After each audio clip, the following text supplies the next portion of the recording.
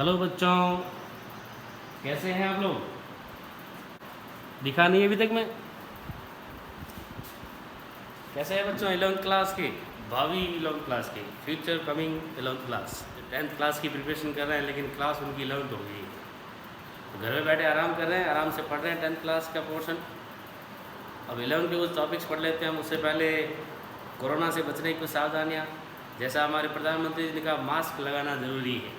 उसके अलावा हमें हर कुछ समय पश्चात सैनिटाइज करना, अपने हाथों को सैनिटाइज़र यूज़ करना है, अच्छे ढंग से सैनिटाइज करें, हाथों को लगातार धोते रहें, साबुन से साफ करते रहें। ठीक है, कोरोना से बचाव ही इसका इलाज है, ये ध्यान रखें। अगर इससे बचाव होगा तो ही इसका इलाज होगा, बाकी इसकी कोई दवाई नहीं है। तो अब हम पढ़ते हैं अपने टॉपिक्स आगे के। 11th क्लास से स्टार्ट करें। 10th क्लास में आप लोगों ने साइंस पढ़ी, जिसमें फिजिक्स, केमिस्ट्री, बायो से संबंधित टॉपिक्स पढ़े। अब हम उसको वाइडली क्लासीफाई करते हैं, फिजिक्स के नाम से, केमिस्ट्री के नाम से, बायोलॉजी के नाम से, फिर मैथ्स के नाम से भी पढ़ते हैं। तो अगर फिजिक्स की हम बात करें तो फिजिक्स में अपने क्या है टॉपिक्स? तो फिजिक्स के लिए अगर कहें तो सबसे पहले देखो, फिजिक्स का मतलब समझें। फिजिक्स भौतिक विज्ञान। अब ये फिजिक्स है क्या, भौतिक क्या है? भौतिक शब्द सुनते ही अपने दिमाग में बात आती है फिजिक्स शब्द से, भौतिक शब्द से। फिजिक्स में से आया फिजिकल, फिजिकल वर्ड सुना? फिजिकली यानी जो भी चीज़ें अपने आसपास है, भौतिक रूप से हमें जो दिखाई देती है, जो अपने आसपास विद्यमान है ना। जैसे ये फैन चल रहा है,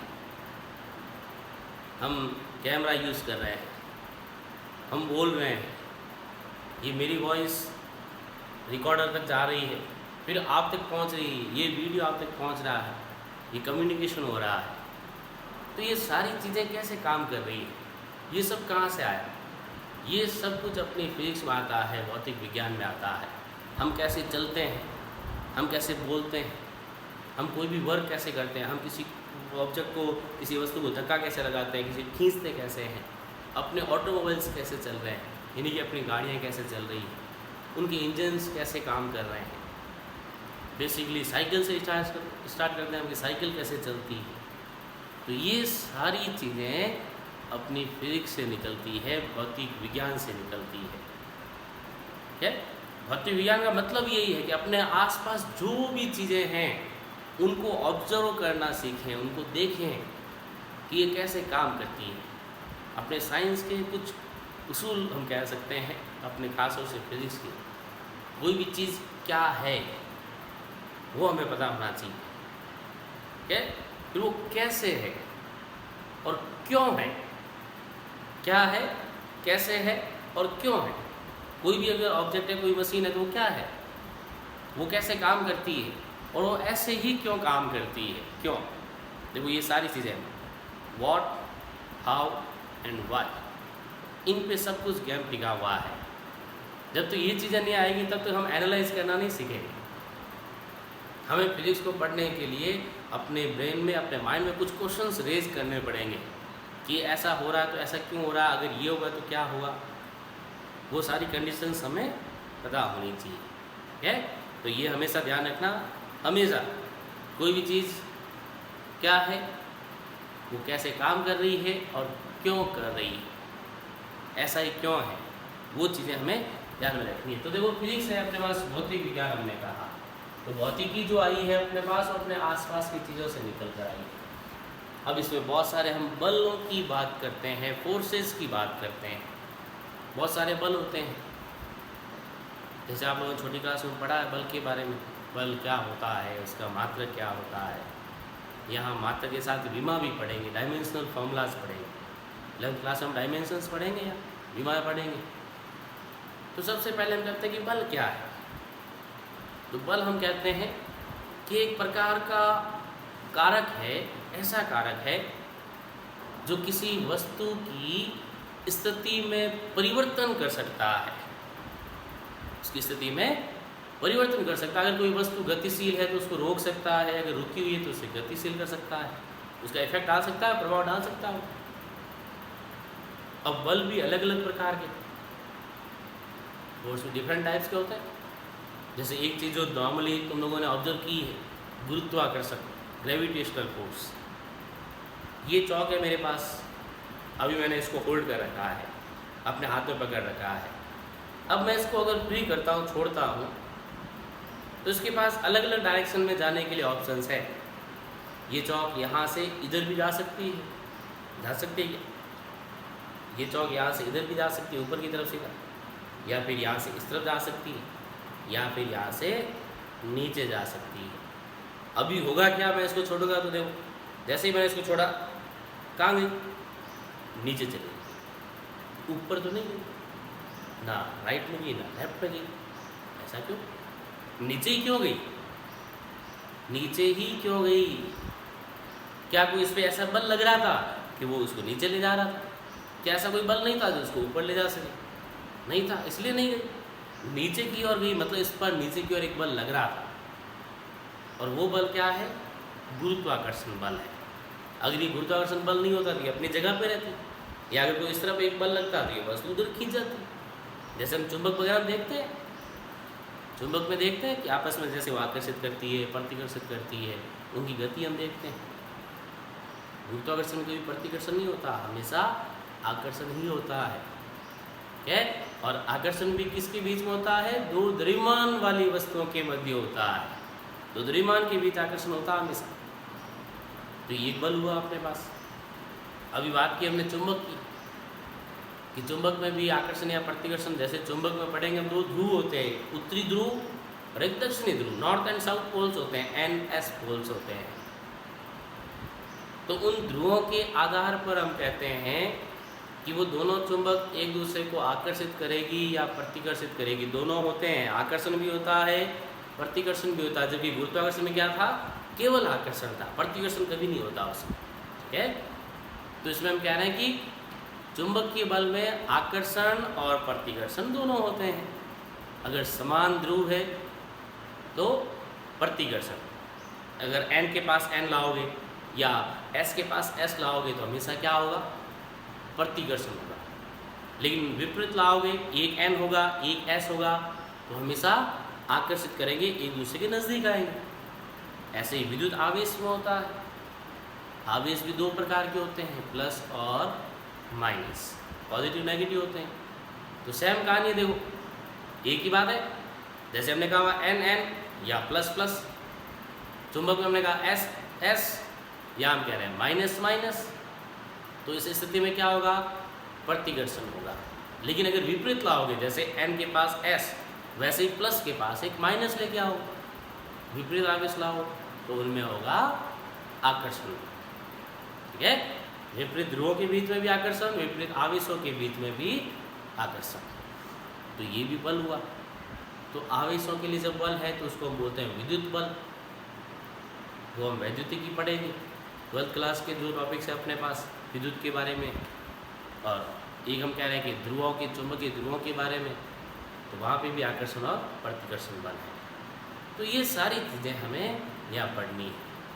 उसके अलावा एक जो सबसे बड़ा फोर्स, स्ट्रॉन्गर फोर्स, मजबूत बल, नाभिकीय बल, न्यूक्लियर फोर्स, वो हम परमाणुओं के नाभिक के बारे में पढ़ते हैं।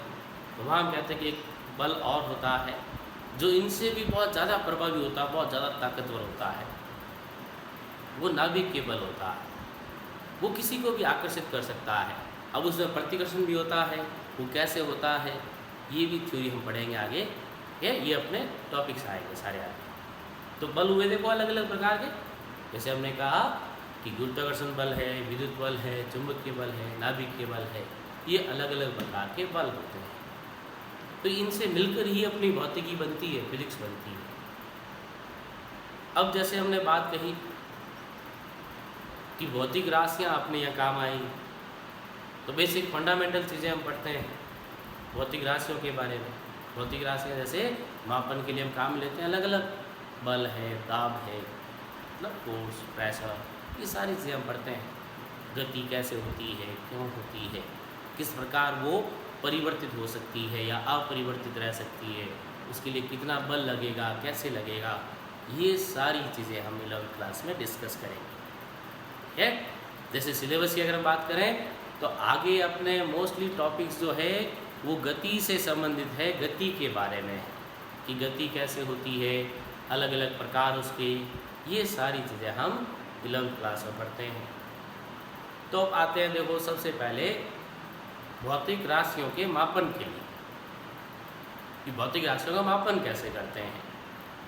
तो मापन शुरू से जैसे अपने पीढ़ियाँ चलती रही, लोगों ने वस्तुएं एक दूसरे को आदान प्रदान की, कुछ खरीदते थे, कुछ बेचते थे। तो खरीदने बेचने के लिए कुछ मापन तो होना चाहिए कि मापें कैसे। जैसे मैंने कहा कि मैं 1 kg कुछ भी, जैसे मान लो गेहूँ देता हूँ, तो वो मापन तो उसके पास भी होना चाहिए। मैंने कहा 1 kg, तो उसके पास भी 1 kg का कुछ मेजरमेंट होना चाहिए, वो कैसे मापेगा। तो ये मापन की कुछ पद्धतियाँ बनी हुई है, भौतिक राशियों के मापन की पद्धतियाँ बनी हुई है, वो पद्धतियाँ हम काम में लेते हैं। ठीक है, तो पद्धति काम में लेने के लिए अपने पास सबसे पहले हमने कहा कि अलग अलग प्रकार की है मापन की पद्धतियाँ हैं।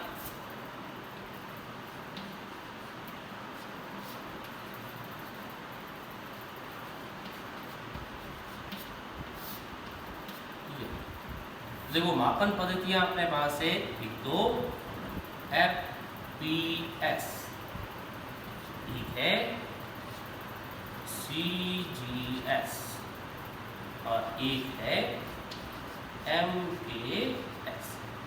ये 3 अपने पास मापन की पद्धतियाँ हैं, FPS, CGS, MKS। तीनों में देखो एक एक लेटर जो आ रहे हैं वो हर एक अलग चीज़ को स्पेसिफाई कर रहे हैं।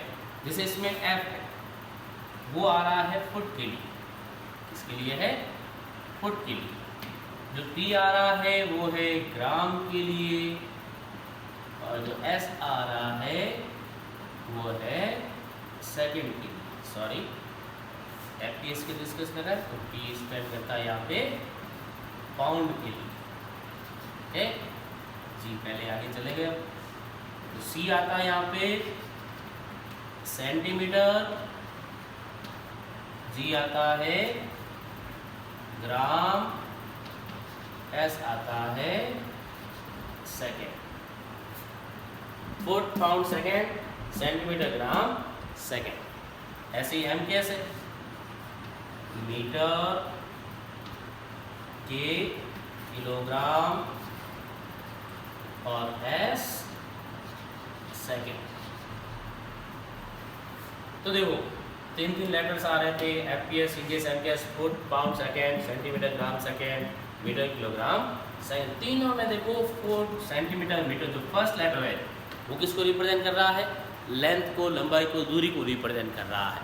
सेकेंड लेटर पाउंड, ग्राम, किलोग्राम, ये किसको प्रदर्शित कर रहा है, तो ये प्रदर्शित कर रहा है द्रव्यमान को, पदार्थ की मात्रा को प्रदर्शित कर रहा है। थर्ड आ रहा है सेकेंड, सेकेंड, सेकेंड। ये क्या हो गया, हम तो कह रहे हैं पद्धतियाँ बदलती गई, लेकिन तीनों में सेकंड सेकंड सेकंड ही चल रहा है। पद्धतियाँ बदल गई लेकिन समय नहीं बदला, समय को कोई नहीं बदल पाया। समय तो अपने हिसाब से चला, पहले भी सेकंड था, अब भी सेकंड है, अभी सेकंड है। ठीक है, तो देखो फुट, पाउंड, सेकंड, सेंटीमीटर, ग्राम, सेकंड, मीटर, किलोग्राम, सेकंड, ये 3 पद्धतियाँ हैं। यानी कि पहले जो अपने पास फर्स्ट लेटर हमने कहा, देखो तीनों में जो आ रहा है फर्स्ट लेटर वो किसको रिप्रेजेंट कर रहा है, लंबाई को प्रदर्शित कर रहा है। दूसरा जो लेटर है वो तीनों में द्रव्यमान को प्रदर्शित कर रहा है, और तीसरा जो है वो समय को प्रदर्शित कर रहा है, लंबाई, द्रव्यमान और समय। यार है अब फुट, पाउंड काम में हम अभी कम लेते हैं, पाउंड तो बहुत रेयर चांस है, सेंटीमीटर, ग्राम भी कम हो गए। अभी जो आज की डेट में हम काम में लेते हैं अपने भौतिक विज्ञान में, वो लेते हैं MKS पद्धति, metre, kilogram, second, metre, kilogram, second. ये FPS पद्धति हम काम में लेते हैं, सॉरी MKS पद्धति हम काम में लेते हैं, मीटर, किलोग्राम, सेकंड काम में लेते हैं। अब इसके अंदर भी फिर अलग अलग, इसमें हम कहते हैं कुछ फंडामेंटल यूनिट्स है और कुछ डेराइव्ड यूनिट्स है, जो मूल भौतिक राशियाँ हैं और व्युत्पन्न राशियाँ हैं। और मूल भौतिक राशियाँ कौन सी? तो अपने पास 7 मूल भौतिक राशियाँ हैं। क्या है? 7 मूल भौतिक राशियाँ हैं। उन 7 के नाम हमें याद रखने हैं, उनके मूल मात्रक हमें याद रखने हैं। तो बात करते हैं मूल मात्रक की।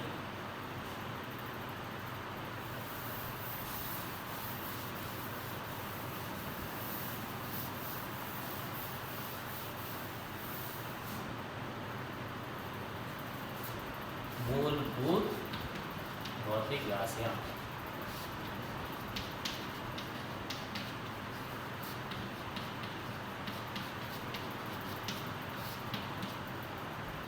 सबसे पहले देखो, बात करते हैं हम लंबाई की। लंबाई हम किससे मापते हैं? मीटर। ठीक है। अब देखो, लंबाई हो चाहे दूरी हो, विस्थापन हो, गहराई हो, ऊंचाई हो, चौड़ाई हो, ये लंबाई के तो मान है। वो सब हम किससे मापेंगे? मीटर मापेंगे। फिर आते हैं हम द्रव्यमान पे। द्रव्यमान हमें पता है किससे मापेंगे? किग्रा, मतलब केजी, किलोग्राम। फिर आते हैं हम थर्ड, समय पे। ये तो हमें एम कैसे पता चल गया था। समय, टाइम, किससे मापेंगे? सेकेंड में मापेंगे। फिर आते हैं हम समय के बाद तापमान पे, टेम्परेचर के लिए। अब तापमान के लिए, तो तापमान के लिए तुम्हारे पास अलग अलग मात्रक है। जैसे तापमान अखबार में तुम देखोगे, न्यूज़पेपर में, न्यूज़ चैनल पे देखोगे, तो वहाँ हमेशा देखना कभी भी, जैसे आज का तापमान 30 डिग्री सेल्सियस है, आज का तापमान 40 डिग्री सेल्सियस है, और राजस्थान में अपने गर्मियों में 45-50 भी आसानी से मिल जाता है। तो वो तापमान हम किससे मापते हैं? डिग्री सेल्सियस से मापते हैं। डिग्री सेल्सियस अपने रेगुलर काम में लेते हैं, लेकिन एमकेएस पद्धति में डिग्री सेल्सियस नहीं है। अपने एमकेएस पद्धति में आता है केल्विन। क्या आता है? केल्विन आता है, ये लिखा जाता है, ध्यान रखें। उसके अलावा भी अपने पास अलग अलग मात्रक है। डिग्री सेल्सियस के अलावा फ़ारेनहाइट है, केल्विन हम काम में लेते हैं, र्यूमर है, ये हम अलग अलग मात्रक काम में लेते हैं। लेकिन अपने एमकेएस पद्धति में क्या आएगा? केल्विन ही आएगा। फिर आते हैं हम विद्युत धारा के लिए। विद्युत धारा 10th क्लास में पढ़ी है ना, किसमें मापते थे? वहाँ एम्पियर था, एम्पियर पढ़ा है आप लोगों ने। फिर आते हैं हम तीव्रता के लिए, इंटेंसिटी है, जो कि तीव्रता मापते हैं हम, दीपन तीव्रता। तो तीव्रता हम किससे मापेंगे? वो हम मापते हैं, इसमें नई चीज है ये, कैंडेला है, सीधी लिखते हैं। फिर आते हैं हम पदार्थ की मात्रा पे, अमाउंट ऑफ सब्सटेंस, पदार्थ की मात्रा, ये हम मापते हैं मोल। मोल। तो देखो, ये 7 मूल मात्रक है। क्या है? मूल मात्रक, मूल भौतिक राशियां हैं अपने साथों, उसके मूल मात्रक हो गए। अब इसके अलावा जितनी भी राशियां हैं उनके मात्रक व्युत्पन्न होते हैं, डेराइव्ड होते हैं, यानी कि इन 7 की सहायता से बाकी सभी भौतिक राशियों के मात्रक हम निकाल सकते हैं। ये 7 तो अपने पास है, ये तो मूल भौतिक राशियां हैं, और इनके अलावा हमें जो दूसरी राशियों के लिए ज्ञात करना है। अब देखो, दूसरी राशियों के लिए कैसे ज्ञात करें? मूल भौतिक राशियों के अलावा तो उनके लिए हमें फॉर्मूले की जरूरत पड़ेगी, उनके सूत्र की जरूरत पड़ेगी। फॉर्मूला हमें पता होगा तो हम ज्ञात कर लेंगे। जैसे देखो, यहाँ हम तैयारी करते हैं आगे। ये 7 याद रखने हैं, हमेशा हमेशा याद होने चाहिए। बाकी व्युत्पन्न होना हो, मूल भौतिक राशियाँ याद होनी चाहिए। अब देखो, व्युत्पन्न मात्रा, व्युत्पन्न भौतिक राशियाँ, और व्युत्पन्न के लिए एक एग्जाम्पल लेते हैं। मैंने कहा क्षेत्रफल। क्षेत्रफल कह दिया। क्षेत्रफल का अगर हम एक फॉर्मूला काम में लें, जैसे आयत का हमें पता है लंबाई इंटू चौड़ाई होती है, इंटू चौड़ाई, ये होता है छठी क्लास वाले सर ने पढ़ाया हुआ। लंबाई गुणा चौड़ाई होता है आयत का क्षेत्रफल। तो लंबाई गुणा चौड़ाई L into B, length into breadth लगते हैं। अब लंबाई चौड़ाई दोनों ही किस में मापते हैं हम? दोनों ही मीटर में मापते हैं। तो देखो मात्रक जब लिखोगे तो तुमने क्या लिखा? मीटर गुणा मीटर। एक की राशि दो बार आ रही है, मतलब घात कितनी हो गई? 2 हो गई। तो ये क्या बन गया? Metre square. तो मीटर क्या था? मूल मात्रक था। मीटर स्क्वायर क्या हो गया? व्युत्पन्न मात्रक हो गया। समझ में आया ये? देखो मीटर 2 बार आ गया, एक बार था तब तो ये मूल मात्रक था, 2 बार रिपीट हो गई, नई राशि बन गई, मीटर स्क्वायर बन गया। तब क्या बना? ये व्युत्पन्न मात्रक बना। फिर आगे आते हैं हम, देखो क्षेत्रफल के बाद आयतन पे, इसी से संबंधित। तो आयतन में लंबाई चौड़ाई ऊंचाई तीनों आ गई, LBH। अब तीनों के लिए तुम क्या लिखोगे? Metre into metre into metre, 3 बार लिखा तो क्या बन गया? Metre cube. घात 3 हो गई, देखो मीटर क्यूब बन गया। ये तो मीटर स्क्वायर था और ये मीटर क्यूब बन गया। आगे आ जाओ, और कोई नया एग्जाम्पल। जैसे हम ले लेते हैं घनत्व, डेंसिटी। पढ़ा है ना आप लोगों ने 9th 10th में, फॉर्मूला पढ़ा होगा घनत्व का। क्या होता है बताएगा वही? कैसे बताए सर? आप तो सुन ही नहीं रहे, आप तो वन वे कम्युनिकेशन कर रहे हो, अपने मन की बात कह रहे हो, हमारी तो सुन ही नहीं रहे हो।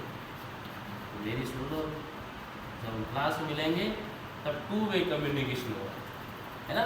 कम्युनिकेशन भी 2 तरह का होता है, 1 वे और 2 वे। अभी जो चल रहा है वो अपना 1 वे कम्युनिकेशन, सिर्फ मैं बोल रहा हूँ, आप नहीं बोल रहे हैं। तो अपनी क्लास होगी तो मैं पूछूंगा तो आप जवाब दे सकते हो, तो वो क्या हुआ?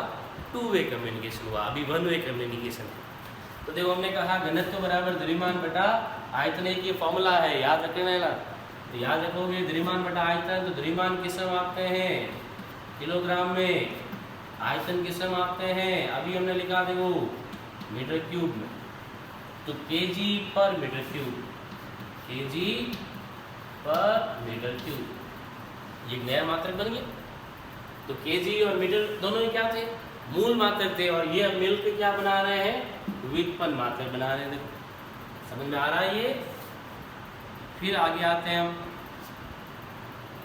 घनत्व के बाद एक मैं ले लेता हूँ सापेक्षिक घनत्व, ये भी पता चल रहा है अभी। सापेक्षिक घनत्व, देखो सापेक्षिक शब्द आ गया मतलब तुलना कर रहे हैं हम किसी के साथ। तो सापेक्षिक घनत्व का सूत्र हमने पढ़ा है पहले, नहीं पढ़ा तो अभी याद कर लें। पदार्थ का घनत्व बटा जल का घनत्व, इससे पहले हमने पढ़ा, वो तो आप पूछो ही मत।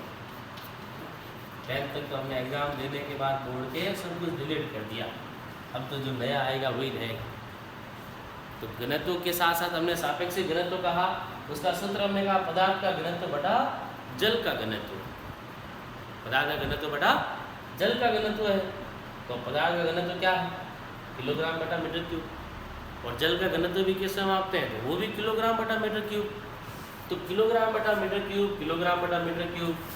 अगर मैं ऐसे लिखता हूँ ये केजी पर मीटर क्यूब, बटा में भी देखो मैं लिखता हूँ केजी पर मीटर क्यूब, क्योंकि घनत्व बटा घनत्व है। तो ये और ये कट गए, खत्म। खत्म मतलब क्या हो गया? ये तो बचा ही नहीं कुछ यहाँ पे, तो मात्रक तो रहा ही नहीं, मात्रक हीन हो गया, unit less, dimension less. Dimension आगे आएगी, अभी हम बात कर रहे हैं यूनिट लेस हो गया, ये मात्रकहीन हो गया। तो सापेक्षिक घनत्व जो हमने कहा वो मात्रकहीन राशि, ध्यान रखना। इसके साथ एक आपने राशि 10th क्लास में पढ़ी और अभी पढ़ रहे होंगे, अपवर्तनांक, रिफ्रैक्टिव इंडेक्स। अपवर्तनांक का फॉर्मूला क्या था? अपवर्तनांक का फॉर्मूला पढ़ा आप लोगों ने कि माध्यम में प्रकाश का वेग बटा निर्वात में या हवा में प्रकाश का वेग। पढ़ा है नहीं या नहीं पढ़ा है? पढ़ा है। तो देखो अगर हम फॉर्मूला पढ़ते हैं तो फॉर्मूला अगर आप लोगों ने पढ़ा हो तो जो म्यू के लिए, अपवर्तनांक के लिए हम पढ़ते हैं म्यू इक्वल टू C/V होता है। म्यू इक्वल टू C/V, दोनों का अनुपात है C और V। C मतलब क्या कहते हैं, निर्वात में प्रकाश का वेग, और V हम क्या कहते हैं, माध्यम में प्रकाश का वेग। तो म्यू के लिए अपवर्तनांक की जगह लिखोगे अपवर्तनांक, जो लिखा आप लोगों ने, mu equal to C/V। C क्या है, निर्वात में प्रकाश का वेग, V क्या है, माध्यम में प्रकाश का वेग। निर्वात में देखो प्रकाश का वेग हमेशा ज़्यादा होता है, जो कि हमें पता है 3 × 10⁸ मीटर प्रति सेकंड होता है। और V कुछ अलग होगा, जैसे जैसे माध्यम बदलेगा वैसे वैसे प्रकाश का वेग बदलेगा। तो ये C/D होता है अपने पास मान, ये होता है। तो ये अपवर्तनांक है, ये भी वेग ये भी वेग, दोनों वेग है। तो वेग बटा वेग दोनों मात्र कट गए मतलब क्या रहा, मात्रहीन हो गया। तो ये भी राशि अपने पास क्या है, मात्रहीन राशि है, याद रखें। ये भी क्या है, एक मात्रहीन राशि है, जो आप लोगों ने 10th क्लास में पढ़ी है। कहाँ पढ़ी है, 10th क्लास में इसका फॉर्मूला पढ़ा है। उसके आगे और कुछ फॉर्मूले हमें पढ़ने हैं, वो हम पढ़ेंगे नेक्स्ट क्लास में। ठीक।